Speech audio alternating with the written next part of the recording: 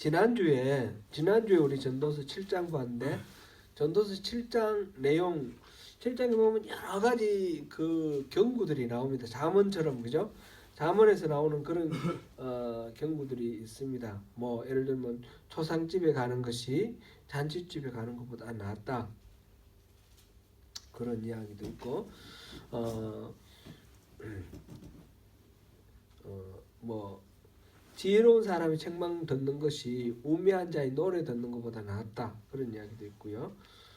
여러 가지 이렇게 경구들이 있었는데 이 경구들의 이야기는 지금 뭐 3장부터 해서 시작해서 본격적으로 삶 속에서 여러 삶의 그 양상들을 이렇게 살펴보고 있습니다. 1장 15절부터 나오는 이야기가 인생은 허무하다, 헛되다라는 거였어요. 허무하다가 아니라 허무하다는 제가 잘못 말씀드렸고 인생은 헛되다. 모든 것들이 다 헛되다. 그런 것을 여러 가지로 수고하는 것도 헛되고 재물도 헛되고 지혜도 헛되고 모든 거는 헛되다라고 얘기했는 것을 3장 1절부터 구체적으로 이렇게 쭉 이제 자세하게 깊이 있게 이렇게 다루고 있는 중이었어요. 그러면서 7장 8장이 이제 지혜에 대한 이야기예요. 앞에도 지혜 간단하게 나왔지만 이제 본격적으로 지혜를 다루는데 지혜가 헛되다라는 것을 앞에서 했잖아요. 지혜가 헛되다는 것을 구체적으로 깊이 있게 다루는 거예요. 그걸 다루는데 7장에서 우리가 본 거는 근본적으로 지혜는 소용없답니까? 능력이 있다는 겁니다. 유용하다는 겁니까? 유용하다는 겁니다. 대표적으로 이제 뭐 지혜에 대해서 쫙 얘기를 했는데 보면 한 성읍을 지키는데 여러 명의 권력자보다 지혜자 한 사람이 더 낫다라는 거예요. 우리 뭐 역사 속에서 우리가 제가 서희 전쟁하지 않고 승리한 서희라는 외교관을 제가 말씀을 드렸었죠. 전쟁을 또 지혜롭게 잘한 강감찬 장군도 있지만 전쟁하기 전에 먼저 이제 말로 가지고 뭐 이렇게 승리를 한 그런 서희 같은 그런 사람 지혜라고 했는데 그러니까 지혜는 유용성이 있는 거예요. 능력이 있는 거예요. 그래서 그런 이야기를 하면서 능력이 있지만 그러나 그 마지막에 이제 14절에 형통한 날에는 뭐라고 했습니까? 기뻐하라 그랬고 공고한 날에는 돌아보라 그렇게 말했습니다. 그러면서 하나님이 우리에게 이 두 가지 형통한 날도 주시고 공고한 날도 주시는 그 이유는 하나님을 우리가 인생을 다 안다라고 말하지 못하게 하기 위해서 그런 것입니다. 장래일을 능히 헤아려 알지 못하게 하셨다 이랬습니다. 그래서 이 전제를 통해서 지혜라는 것은 한계가 있다. 지혜는 한계가 있다. 그 다음에 사람이 그러니까 지혜의 능력을 인정을 하고 지혜로워지려고 하는데 우리가 원한다고 지혜자가 될 수가 없다. 이게 이제 7장의 전체 이야기의 핵심이다. 이렇게 볼 수 있겠습니다. 오늘은 계속해서 이 지혜에 대해서 얘기를 하는데 같이 한번 보시겠습니다. 조금 각도를 달리 해가지고 이 지혜가 우리 삶 속에 구체적으로 우리 어떤 영향력을 미치는지 봅니다. 1절 우리 8장 1절 한번 같이 읽어보겠습니다. 누가 지혜자와 같으며 누가 사물의 이치를 아는 자이냐 사람의 지혜는 그의 얼굴에 광채가 나게 하나니 그의 얼굴에 선한 것이 변하느니라. 지혜자는 사물의 이치를 아는 자입니다. 그래서 지혜를 가진 사람은 얼굴이 광채가 난다는 거예요. 왜 그렇습니까? 지혜자는 이치를 알기 때문에 여유가 있는 거죠. 조급하지 않고 돌아가는 이치를 아니까 잘 돼도 잘 되는 대로, 잘못돼도 잘못되는 대로 그 모든 이치를 다 알게 되면 그게 마음 뺏기지 않고 이렇게 얼굴에 광채가 나는 거예요. 지혜가 없는 사람은 어떻습니까? 이치를 모르니까 늘 조마조마하고 곤두서 있으니까 얼굴이 사나워진다는 거죠. 그렇게 했습니다. 그렇게 해서 지혜자와 지혜가 없는 사람을 대비를 하면서 지혜를 가짐으로써 우리 마음의 여유를 가지고 인생을 좀 풍요롭게 살아라, 그런 얘기를 하고 싶어 합니다. 그러면서 첫 번째 이 사람이 이 코엘렛이 얘기하는 게 왕의 명령을 지키라 그랬습니다. 왕의 명령을 지키는 것이 지금 실질적인 삶 속에서의 지혜 중에 첫 번째로 지금 보기를 드는 겁니다. 왕의 명령을 지키는 것, 왕의 명령을 따르는 것은 우리가 쉽게 생각하면 지금 우리가 민주주의 국가니까, 근데 왕이 다스리는 나라를 한번 생각해 보세요. 왕이 명령을 내리는데 내가 안 들으면 어떻게 되나요? 왕은 권력을 갖고 있어요.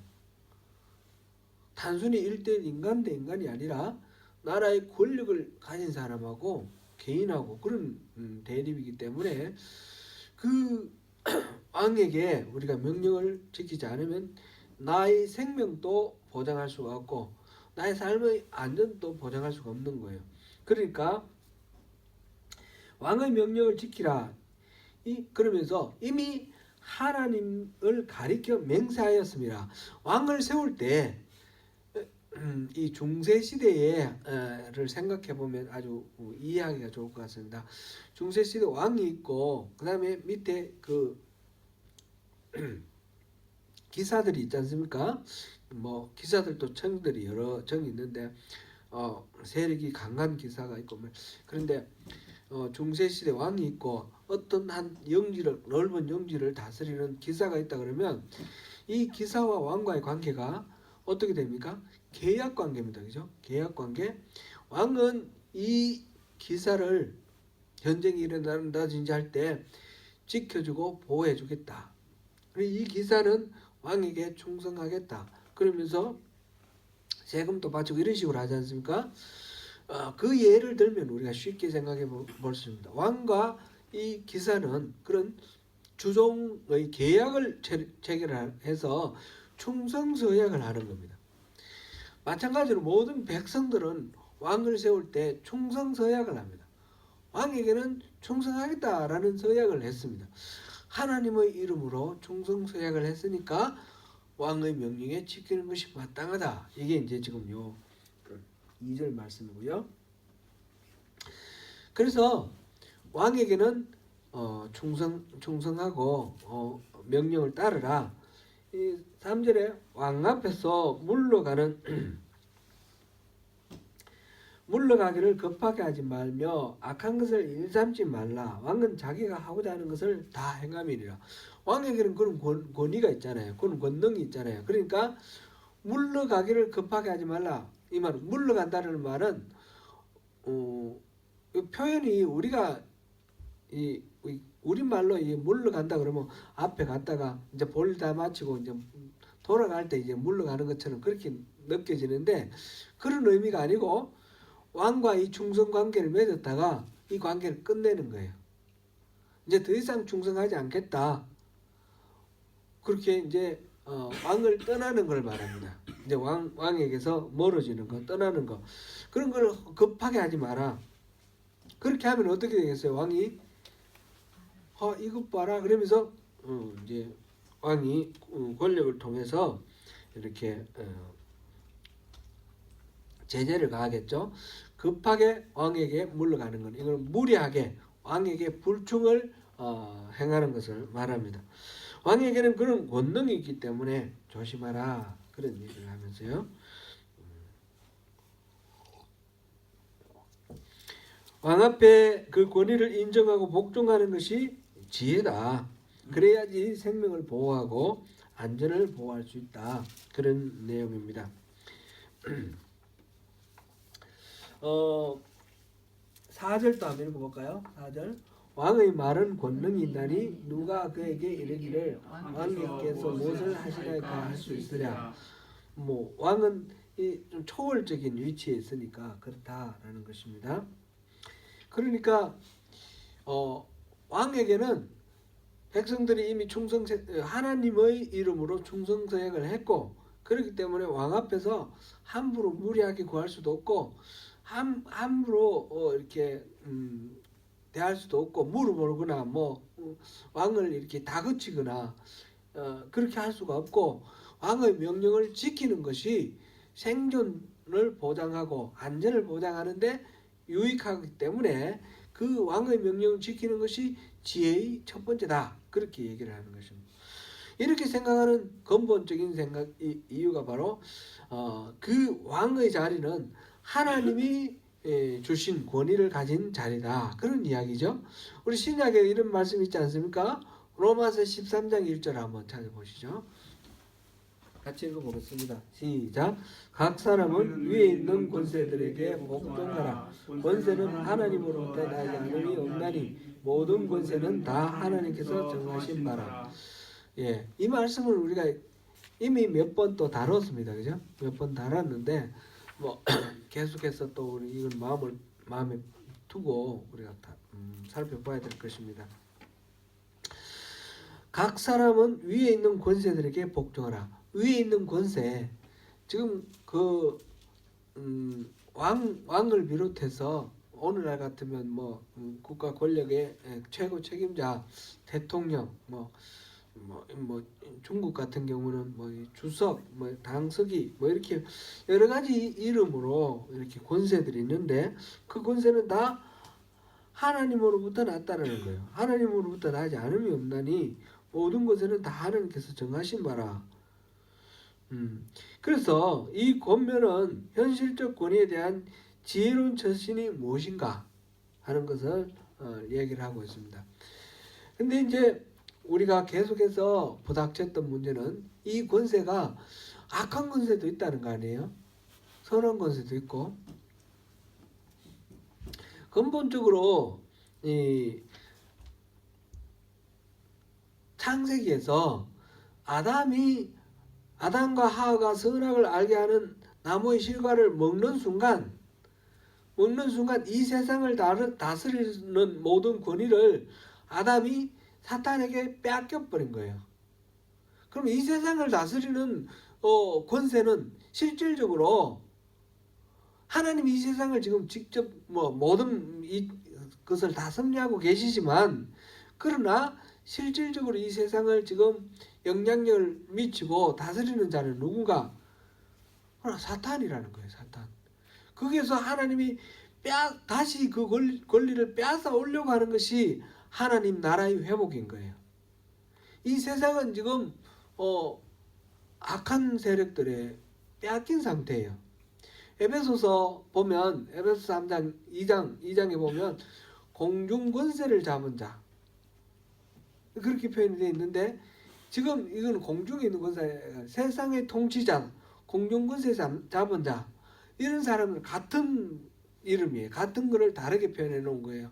그래서 세상의 통치자들은 말하자면 사탄의 그 다른 이름이다, 이렇게 볼 수도 있어요. 그러면 지금 우리 고민이 되는 거예요. 이 권세를, 모든 권세는 하나님이 주셨다라고 했는데 무조건 복종해야 되는가? 실제로 지금 현실적으로 볼 때 많은 권세들은 그렇지 않은 권세들이, 하나님 주신 권이 아닌 이 사단의 권세를 휘두르는 그런 사람들이 많이 있는데, 그건 어떻게 해야 될 건가? 대표적으로 우리 히틀러 같은 경우, 히틀러는 독일의 교회가 이 히틀러를 지지를 했습니다. 히틀러를 열심히 지지했습니다. 그런데 그 히틀러가 어떤 짓을 했습니까? 전쟁을 일으켰을 뿐만 아니라 그 유대인들 600만 명이나 잡아 죽였습니다. 히틀러가 하나님이 주신 권세를 가지고 하나님의 일을 했다라고 말할 수 있는 사람은 아무도 없을 거예요. 그죠? 그런 권세들이 히틀러뿐만 아니라 수도 없이 많다는 거죠. 북쪽에 있는 김정은 하나님 주신 권세라고 말할 수 있습니까? 그런 식으로 우리가 말하기 어렵습니다. 그래서 굉장히 이 부분은 골치 아픈 일입니다. 골치 아픈 문제입니다. 성경에 나온 이것을 문자 그대로만 딱 그대로 받아들여 가지고 옛날에 왕들, 지금 여기 왕 얘기가 나오니까 왕의 권세는 하나님으로부터 받았다 하는 이런 이론이 있었죠. 정치 이론. 왕권 신수설. 우리 역사 시간에 배웠는데, 그죠? 왕권 신수설. 그 대표적인 게 프랑스의 루이 14세. 루이 14세는 이 종교개혁 이후에 이제 중세가 말하자면 무너지면서 이 나라들이, 각 나라가 절대 왕정을 합니다. 그죠? 왕을 중심으로 통일이 이렇게 탁탁탁 되어가면서 하는데, 그러면서 다른 나라와 경쟁하는 가운데서 왕이 절대적인 주권을 이제 사용하는 거예요. 그래서 루이 14세 같은 경우는 짐이 곧 국가다 그랬어요. 국가다. 자기가 하는 대로 무조건 다, 이거는 하나님이 주신 권세를 휘두르는 거니까 아무도 거기에 대해서 이의를 제기할 수가 없어요. 그런 왕권 신수설, 그게 우리 그리스도인으로서 이게 참 어려운 부분이죠. 그게 타당한 거 아니잖아요. 지금도 제가 지난번에도 말씀드렸지만 우리 조국 대한민국, 제가 이제 학교 다니고 이럴 때 보면 김종필 씨가 개신교 그 장로였어요.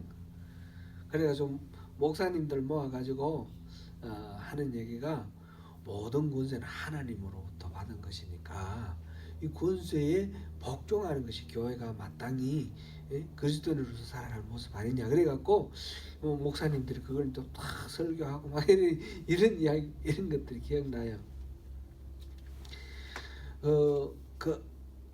그릇된 권세도 있잖아요. 성경에 무조건 다 복종한 거 아니잖아요. 그죠? 다니엘서 우리 한번 보겠습니다. 다니엘서 1장 8절부터 9절까지.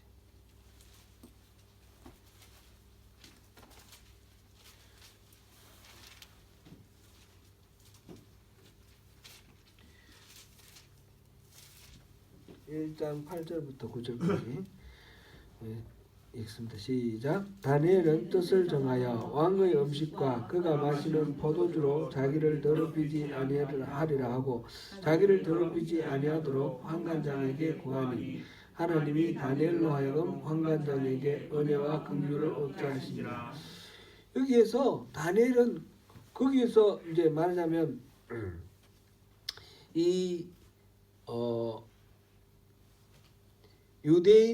유대인을 지배하기 위해서, 효과적으로 다스리기 위해서 그 귀족 자제들을 뽑아가지고 포로로 끌고 간 거예요.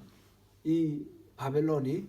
그래 뽑아가지고 그들을 훈련시켜가지고 이 유대인들을 간접 통치하려고 그렇게 뽑아간 사람 중에 한 사람이 이 다니엘이에요. 그래서 자기들 식으로 자기들 종교를 이렇게 주입시키고, 그래서 바벨론의 그 우상 숭배, 그걸 기본으로 해서 그들의 정치를 이렇게 잘 훈련시켜서 이렇게 그걸 익히도록 하는 그런 과정 속에서 지금 이게 음식도 있는 거예요. 그런데 다니엘은 그런 거 뜻을 정해서 그걸 안 먹기로 한 거예요. 왕의 명령을 거절하는 겁니다.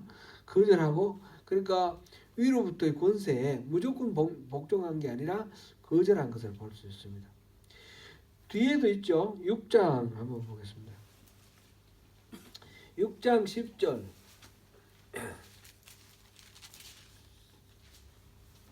10절만 읽어보겠습니다. 다니엘이 이 조서에 왕의 도장이 찍힌 것을 알고도 자기 집에 돌아가서는 윗방에 올라가 예루살렘으로 향한 창문을 열고 전에 하던 대로 하루 3번씩 무릎을 꿇고 기도하며 그의 하나님께 감사했더라. 지금 앞에서는 바벨론 때고 지금 페르시아예요. 페르시아의 다리오 왕이, 이때도 이제 다니엘은 이제 총리로서 더 이렇게 이제 나이가 많아졌고 어른이 되어서 총리가 된 그런 상태일 때 다니엘의 입장입니다. 다리오가 법을 만들어 가지고 7절 보면 나라의 모든 종류와 지사와 총독과 법관과 관원이 의논하고 왕에게 한 법률을 세우며 한 금령을 정하실 것을 구하나이다. 왕이여 그것은 곧 이제부터 30일 동안에 누구든지 왕 외에 어떤 신에게나 사람에게 무엇을 구하면 사자굴에 던져 넣기로 한 것이니이다. 다니엘을 모함하고 다니엘을 치기 위해서 이 법을 만들었어요. 이 법을 만들어 다니엘은 평소에 맨날 하나님께 기도하니까 뭐 이런 법을 만들어도 기도할 거라 생각하고 그래서 그것을 이유로 다니엘을 치기 위해서 이 법을 만들었습니다. 근데 다니엘은 그걸 봤어요. 그 조서에 왕의 도장이 찍힌 것까지 봤습니다. 그럼 그 법을 지켜야 되잖아요. 다니엘은 그것을 지키지 아니했습니다. 도장이 찍힌 것을 알고도 자기 집에 들어가서 평소 하던 대로 이 팔레스틴 자기 고향을 향해서 창문을 열어놓고 기도를 한 겁니다. 이 지금 우리가 성경에 보면 무조건 위의 권세에 복종한 게 아니라는 걸 알 수 있어요. 우리 히브리서 우리가 봤죠. 우리 히브리서 최근에 본 거 한번 보겠습니다. 히브리서 11장 35절부터 한번 보겠습니다. 11장 35절부터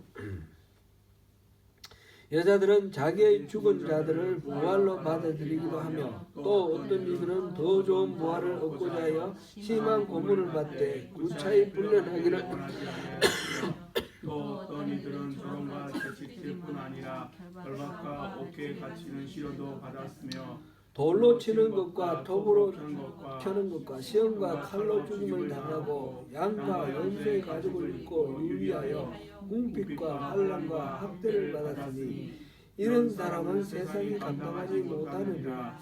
그들이 광야와 산과 동굴과 토굴에 유의하였느니라. 아멘. 거기까지만 보겠습니다. 왜 이런 시련을 당했습니까? 그 원하는 대로 그 왕이 명령하는 대로 따르지 않았기 때문에 이런 고난을 당한 거 아닙니까? 초대교회에서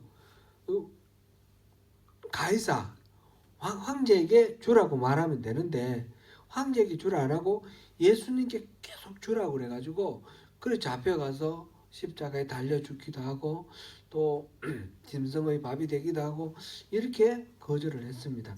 그러니까 위의 권세에 무조건 순종하라 이 말씀에 우리가 성경 말씀이 꼭 그렇게 천편일률적으로 그렇게 적용되는 건 아니라는 걸 알 수가 있습니다. 그죠?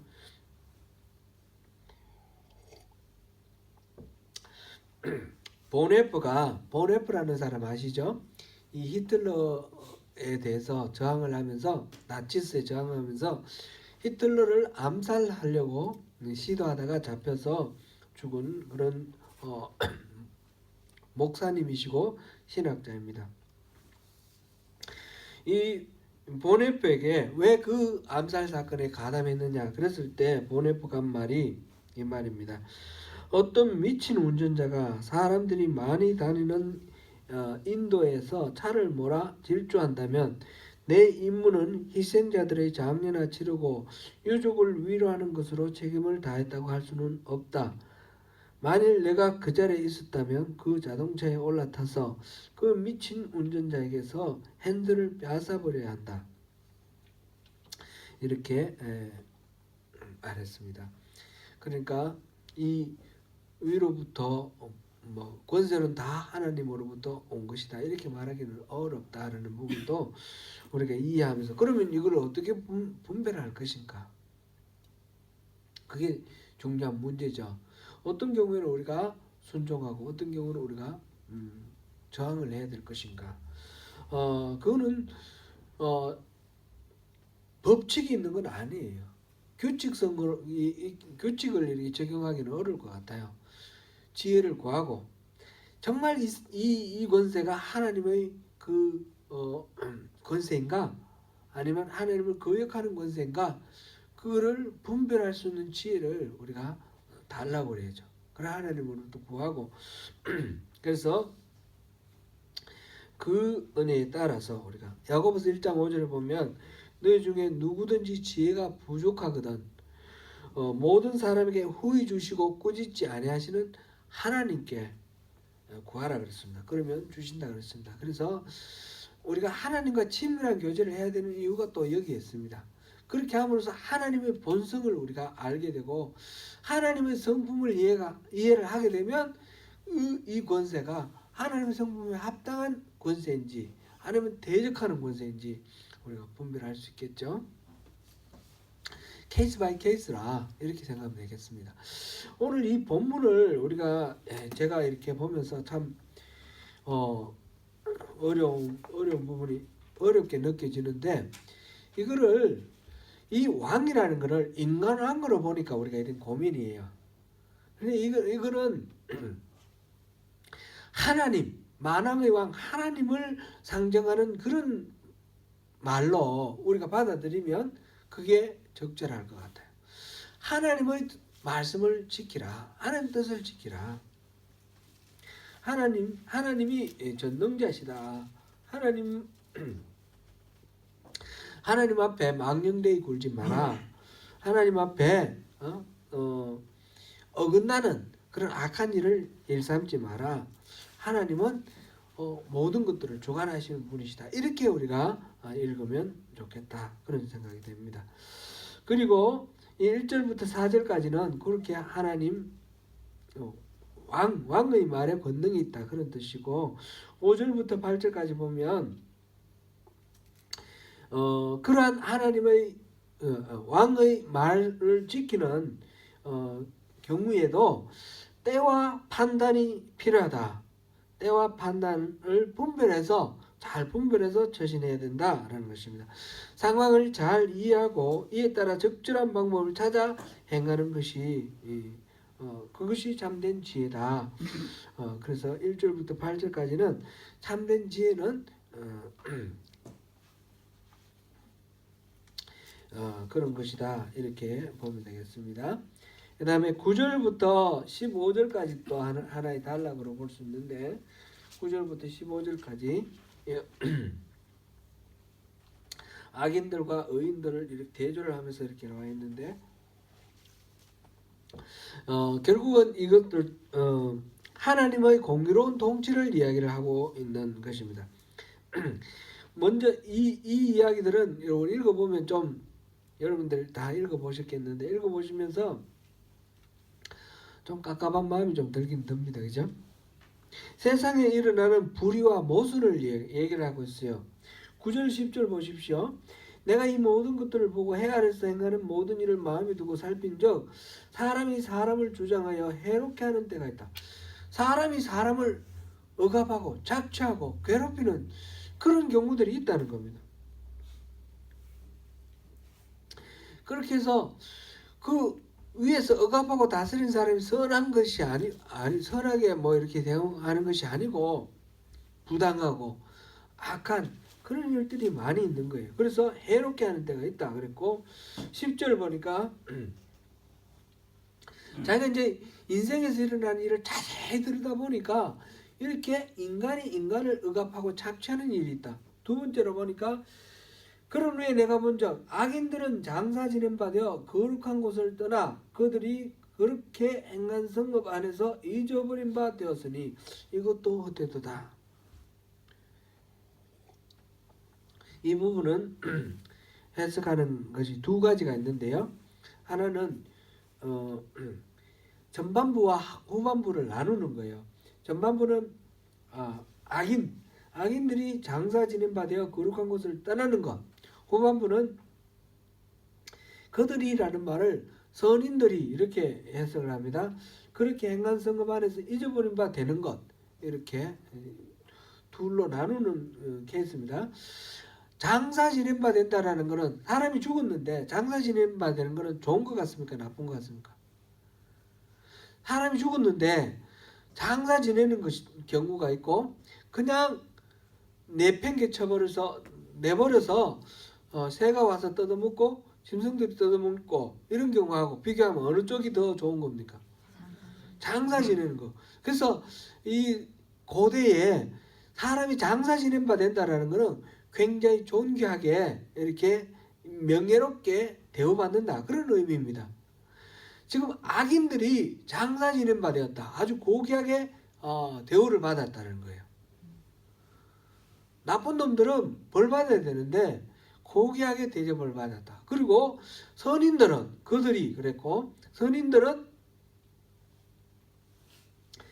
성금 안에서 잊어버린 바 되었다. 선한 사람은 선한 행실을 한 것들이 다 잊혀져 버리고 그냥 사람들에게 잊혀진 존재가 됐다. 이거는 좀 억울하죠. 지금 이게 지금 악인들은 오히려 명예롭게 되고 선인들은 불명예스럽게 잊혀졌고 이게 부조리한 거다는 거죠. 이게 부조리하다. 이게 이제 첫 번째 해석이고 두 번째는 이 그들이를 그냥 악인으로 그대로 해석하는 방법이에요. 악인들이 장사 지낸 바 되어서 아주 존귀하게 대우받았는데 그러면서 이 사람이 죽고 난 뒤에 그 다음에 그들이 행한 일, 악한 일은 잊혀져 버렸다는 거죠. 악한 일이 나쁜 짓 하고 죽었는데 그 나쁜 짓 한 거는 다 잊혀져 버리고 그냥 넘어갔어요. 이거 부조리한 거잖아요, 그죠? 둘 다 해석이 가능합니다. 이거는 이제 우리 한글로는 지금 한글 번역으로는 제가 말씀드린 두 번째로 번역이 되어 있습니다. 그리고 원문으로 보면 이 두 가지로 번역할 수 있는데 일단 우리 한글 번역에서 두 번째로 되어 있습니다. 악한 자들이 그렇게 존귀함 받고 사람들에게 떠받들림 받고 그들이 행한 모든 악한 일들이 다 잊혀져 버리고 그냥 유야무야 넘어가 버리니까 참 이게 이 세상이 참 이게 부조리한 것 같다. 그게 지금 이 코엘렛 이 사람이 하는 이야기입니다. 그리고 또 보니까 11절에 악한 일에 관한 징벌이 속히 실행되지 아니하므로 인생들이 악을 행하는 데 마음이 담대하도다. 나쁜 짓을 했는데 이 나쁜 짓에 대해서 벌이 가해져야 되는 거 아니에요, 그죠? 벌이 가해지면 다시는 그런 짓 안 할 건데 그런데 벌을 안 주니까 이 나쁜 짓 하는 사람들이 담대해져 가지고 지 맘대로 계속해서 그 악한 행동을 계속 한다라는 거예요. 이 부조리하다는 겁니다. 하나님이 나쁜 짓 하는 사람 벼락 딱 때려가지고 죽여버리면 사람들이 겁이 나가지고 나쁜 짓 안 할 거예요. 그런데 나쁜 짓 한 놈들이 떵떵거리며 잘 사니까 아주 기고만장해가지고 하나님 안 계신 것처럼 그렇게 행동하고 또 담대해져서 나쁜 짓을 한다라는 겁니다. 지금 이 코엘렛은 하나님 왜 내버려 두셨을까? 그게 참 의문이다. 이런 마음으로 지금 이 글을 쓰고 있습니다. 그 다음에 12절에도 같은 내용이죠. 죄인은 100번이나 악을 행하고도 장수하거니와. 죄인이 악을 행하면 이게 뭔가 벌 받아가지고 고생하다가 빨리 죽든지 이래버리면 좋겠는데 죄인들이 장수한다는 거예요. 우리가 지금 살아가고 있는 오늘날은 어떻습니까? 우리 주변은 어떻습니까? 똑같죠? 똑같아요. 착한 사람은 복 받고 막 이렇게 하고 나쁜 놈은 벌 받고 이렇게 그게 성경에 나오는 원리잖아요. 신명기에 나오는 원리고 그죠? 그런데 왜 이렇게 되나? 이게 참 부조리하다. 이게 지금 코엘렛 이 사람이 하는 말이에요. 12절 앞까지는 그렇게 부조리한 걸 말했고 12절 뒤에 가서 하나님을 경외하여 그를 경외하는 자들은 잘 될 것이요. 갑작스럽게 논리적으로 아무런 연관성 없이 비약적으로 하나님을 경외하는 자는 잘 된다고 그랬어요. 그래서 13절 악인은 잘 되지 못하며 장수하지 못하고 그날이 그림자와 같으리니 이는 하나님을 경외하지 아니함이라 이랬어요. 막 부조리한 거 얘기하다가 하나님을 경외하는 사람은 잘 되고 하나님을 경외 안 하는 악한 놈들은 잘못될 거다 이렇게 나왔어요. 참 이 어떤 논리적인 어떤 맥락도 없고 그냥 뜬금없이 탁 튀어나왔습니다. 근데 이제 코엘렛도 답답한 것 같아요. 이 부조리한 세상 보면 너무너무 답답한 것 같아요. 그래도 그건 아니지. 그래서 하나님은 경외하는 자들을 이렇게 잘 되게 하실 거고 이 하나님 경외하지 않는 놈은 잘못되게 하실 거야. 그게 지금 12절 하반부와 13절을 얘기해요. 그랬는데 14절 가서 14절은 뭐예요? 세상에서 행해지는 헛된 일이 있나니 곧 악인들의 행위에 따라 벌을 받는 의인들도 있고 의인들의 행위에 따라 상을 받는 악인들도 있다는 것이라. 답답해가지고 그래도 원리는 하나님을 경외한 자는 잘 되고 그렇지 못한 악인들은 잘못된다 그렇게 했는데 현실적으로는 악인들이 의인들이 받아야 될 상을 받고 의인들은 악인들이 받아야 할 벌을 받고 있다. 참 정말 못 견디겠다. 이런 답답함을 지금 얘기를 하고 있습니다. 이르노니 이것도 헛되도다. 참 헛된 거예요. 그죠? 자, 그러면 어떻게 결론이 나야 되겠습니까? 참 부조리하고 하나님이 하시는 일이 참 우리가 뭔가 의지할 바가 못 되는 것 같아요. 그러면 그 다음에는 어떤 반응이 나와야 될 것 같아요? 좀 굉장히 비극적인 반응이 나와야 될 것 같습니다. 그죠? 하나님에 대해 실망하고 좌절하고 비극적인 반응이 나와야 될 텐데 그렇지 않고 15절 같이 읽어봅니다. 이에 내가 희락을 찬양하노니 이는 사람이 먹고 마시고 즐거워하는 것보다 더 나은 것이 해 아래는 없음이라. 하나님이 사람을 해 아래서 살게 하신 날 동안 수많은 일 중에 그러한 일이 그와 같이 있을 것이니라.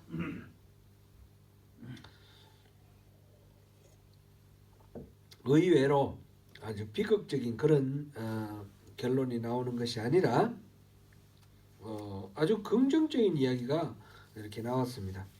그러니까 우리가 이렇게 막 악인과 선이 엎치락뒤치락 하는 거 여기에 마음 뺏기지 말고 우리 주어진 시간 희락을 삶 속에서 희락을 누리면서 살아가자. 오늘 내게 주어진 생명을 값지게 잘 살아가자. 그런 이야기. 이 이야기는 처음 나오는 얘기는 아니에요. 그죠? 계속해서 나왔습니다. 2장 24절 보겠습니다. 2장 24절. 앞에서 일평생 수고하는 것이 다 헛되다. 땀 흘리고 뭐 해도 제 것이 안 되고 남 것 되고 이러면서 다 헛되다 해놓고 그 다음에 24절 사람이 먹고 마시며 수고하는 것보다 그의 마음을 더 기쁘게 하는 것은 없나니 내가 이것도 본즉 하나님의 손에서 나오는 것이라. 이 수고하고 헛된 상황 속에서 먹고 마시고 쉬는 것이 하나님의 손에서 나오는 거예요. 하나님의 선물이라는 겁니다. 이런 헛된 상황 속에서 하나님이 주신 이거를 누리자 그런 것입니다. 3장 13절 보겠습니다. 3장 13절에도 사람마다 먹고 마시는 것과 수고함으로 낙을 누리는 것이 하나님의 선물인 줄을 또한 알았노라. 5장 18절 5장 18절 사람이 하나님께서 그에게 주신 바 그 일평생에 먹고 마시며 해 아래서 하는 모든 수고 중에서 나를 보는 것이 선하고 아름다움을 내가 보았나니 그것이 그의 몫이다. 하나님이 우리에게 주시는 이 희락을 낙을 누리자 그랬습니다. 우리 인생에 우리가 기쁨을 누리는 것은 크게 나눠서 두 가지입니다.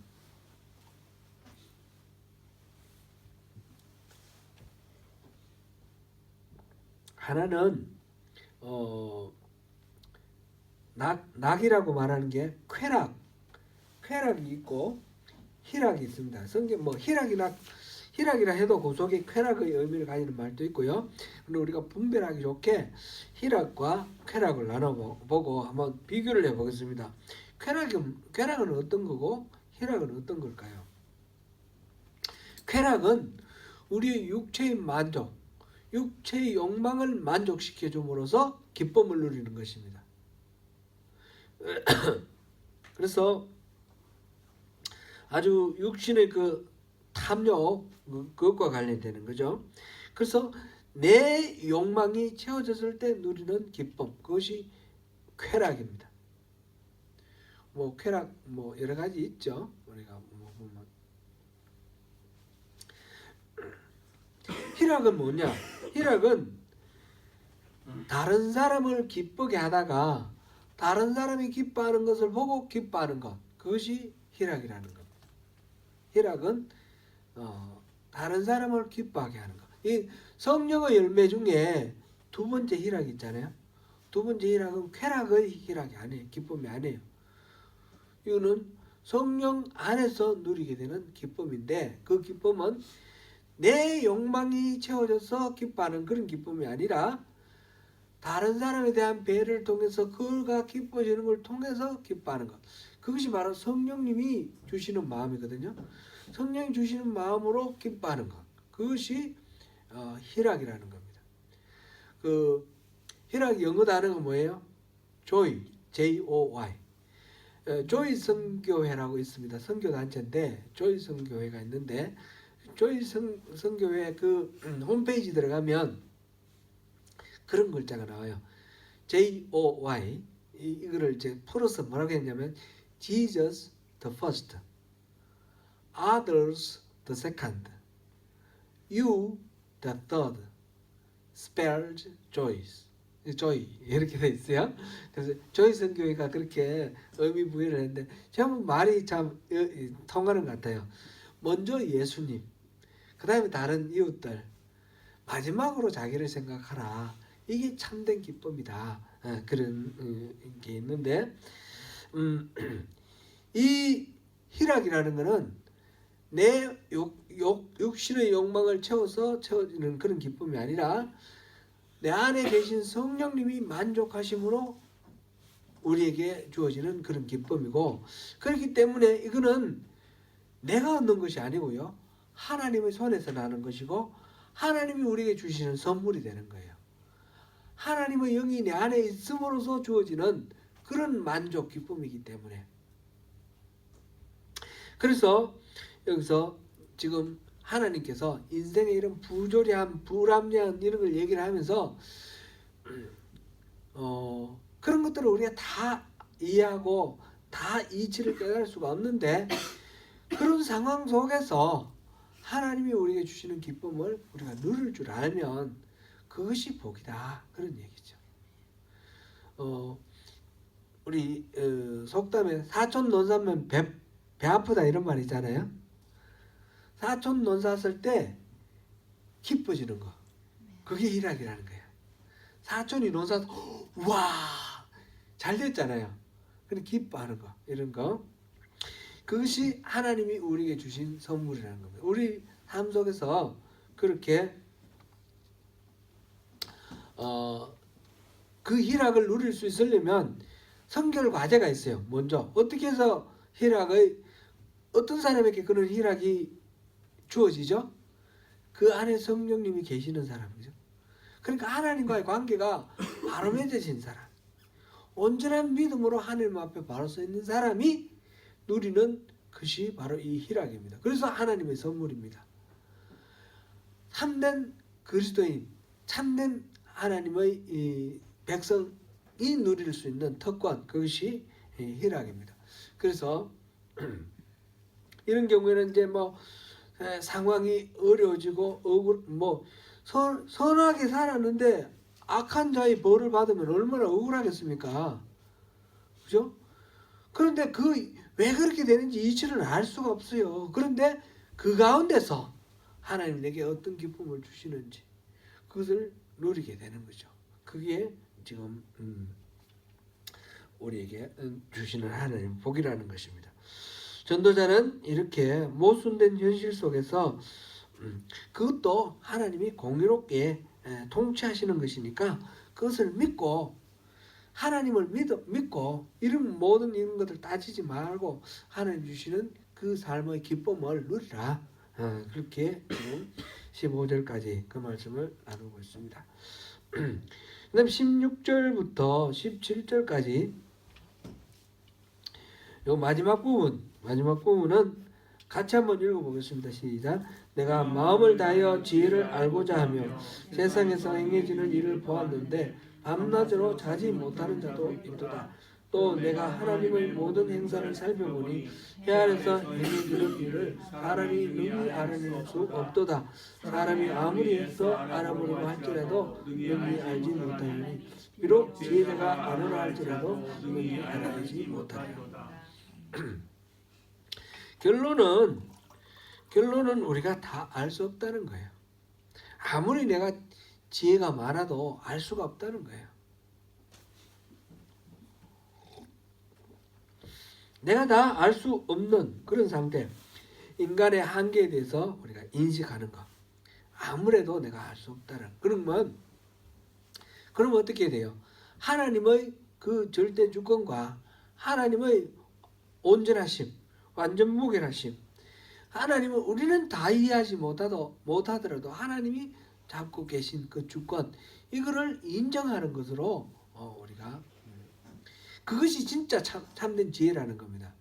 세상의 이치를 다 알려고 했는데 아무리 알려고 밤잠만 자고 해봐야 다 모르는데 그 다 모르는 거 인정하고 하나님이 모든 것들을 주권을 갖고 계신다는 걸 아는 것, 이게 진짜 지혜라는 거예요. 참된 지혜는 결국은 인간의 한계를 알고 하나님 주권을 인정하는 거다. 이렇게 결론을 내릴 수 있습니다. 고린도전서 우리 한번 보겠습니다. 고린도전서 1장 19절부터 21절까지 읽어보겠습니다. 18절부터 읽어보겠습니다. 18절부터 시작. 십자가의 도가 멸망하는 자들에게는 미련한 것이요 구원을 받는 우리에게는 하나님의 능력이라. 기록된 바 내가 지혜 있는 자들의 지혜를 멸하고 총명한 자들의 총명을 베하리라 하였으니 지혜 있는 자가 어디 있느냐, 선비가 어디 있느냐, 이 세대의 변론가가 어디 있느냐. 하나님께서 이 세상의 지혜를 미련하게 하신 것이 아니냐. 하나님의 지혜에 있어서는 이 세상이 자기 지혜로 하나님을 알지 못하므로 하나님께서 전도의 미련한 것으로 믿는 자들을 구원하시기를 기뻐하셨도다. 아멘. 우리가 세상의 이치를 다 알 수 없습니다. 하나님의 그 모든 생각을 우리가 다 알 수 없습니다. 그런데 분명하게 우리가 알 수 있는 거 하나님 우리에게 보여주신 거, 이거 하나만 확실히 붙들어도 우리가 능력 있게 살아가면서 하나님 주신 선물, 기쁨을 누리면서 살 수 있는 그 비결이 있습니다. 그게 뭡니까? 십자가의 도라는 거예요. 십자가의 도. 세상에 아주 이렇게 지식 많은 사람들이 아주 화려하게 아름답게 묘사한 어떤 지혜하고도 비교할 수 없는, 그냥 우리가 바라보면 볼 수 있는 이 십자가, 이 십자가에 하나님의 지혜가 담겨 있다는 거예요. 이 십자가를 제대로 이해를 하면 우리는 하나님의 지혜 전체를 아는 거나 마찬가지라는 거예요. 그래서 지혜로운 자들 그런 걸 오히려 부끄럽게 만드시고 낮추시고 이 십자가 이거를 하나님의 능력으로 우리가 붙들기를 원하는 겁니다. 십자가에 두 가지가 있다고 그랬죠. 두 가지가 담겨 있습니다. 우리가 바라볼 때마다 십자가에서 우리가 발견할 수 있는 것. 첫 번째 뭡니까? 우리의 죄. 우리는 이 십자가에 달려 죽으신 예수님처럼 이 십자가에 달려 죽어 마땅한 그런 죄인이라는 겁니다. 끊임없이 우리 자신을 들여다보면 이기적이고 자기중심적인 것을 발견하게 됩니다. 끊임없이 자기를 하나님의 자리에 올려놓고 자기 마음대로 모든 것들을 판단하고 행하고자 하는 그런 자기중심적인 그런 이기적인 우리 본성을 보게 됩니다. 그러면서 이거 죽지 않으면 우리가 하나님께로 갈 수가 없습니다. 이 죽음 마땅한 능지처참할 그런 우리 죄입니다. 그 죄를 보고 또 하나는 뭡니까? 그런 죄인을 살리기 위해서 독생자를 내어주신 하나님의 사랑, 하나님의 그 무한하신 사랑, 나의 죄와 하나님의 사랑, 이 십자가를 바라볼 때마다 그걸 보면 이게 세상의 다른 어떤 지혜보다도 더 뛰어난 그런 지혜이고 어떤 것보다도 더 능력이 있는 그런 것이라는 거죠. 이 십자가의 도. 근데 어리석은 사람들에게는 그건 아무 의미가 없잖아요. 왜 십자가에 달려 죽어? 그러면서 비웃었잖아요. 그죠? 예수님이 죽으심으로써 아무것도 아니고 패배한 것 같이 생각됐어요. 그렇게 미련한 그런 것으로 멸망하는 자들에게는 미련한 것으로 보이지만 진짜 구원받은 우리에게는 바로 하나님이 주시는 능력이고 하나님이 주시는 지혜라는 겁니다. 오늘 전도서 8장에서 결론은 이 막 온갖 부조리한 것들을 통해서 결국은 하나님이 주권자시고 하나님이 왕이시니까 우리가 다 알 수가 없으니까 하나님께 맡기고 살자. 내게 주어진 인생을 그렇게 그 속에서 희락을 누리면서 이걸 하나님이 주시는 선물이다. 하나님 손에서 난 것이다. 그렇게 감사하면서 최선을 다해서 오늘 살아가자. 그런 말씀입니다. 그렇게 또 주님 주시는 기쁨을 누리시는 우리 모두가 되시기를 축원합니다.